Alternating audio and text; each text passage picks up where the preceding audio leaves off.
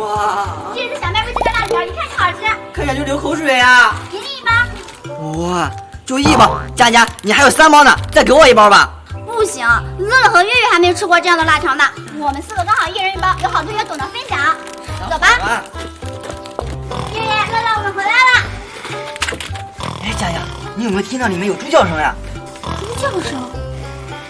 还真有呀！佳佳，你家什么时候养猪了？我们家没有养猪呀。你们家没有养过猪？你们家不会闯进野猪了吧？我要高高养一个。你家进野猪了？野猪？真的假的？真的！我和胖墩在门口都听见有猪叫声了。对啊，月月，我们该怎么办呀？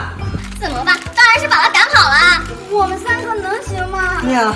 怕什么呀？我们3个难道还对付不了1头猪啊？月说的对，我们人多力量大，我们走。好，走。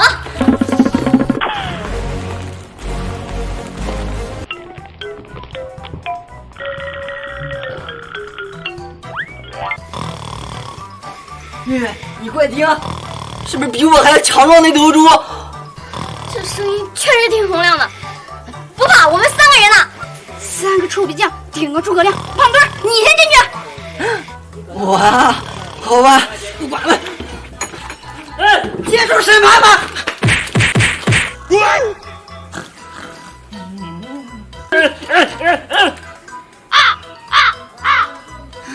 虚惊一场，原来是表哥在睡觉呀！我就说嘛，不可能有野猪。乐乐，吓我们一跳！啥？怎么了？什么？你们拿着东西，你要干嘛呀？我啥也没干，我就睡个觉。还不是因为你睡觉打呼噜声音太大了，让我们以为家里进了野猪。既然是场误会，咱来个新鸡蛋辣条，月月、乐乐。谢谢了。我们吃辣条吧。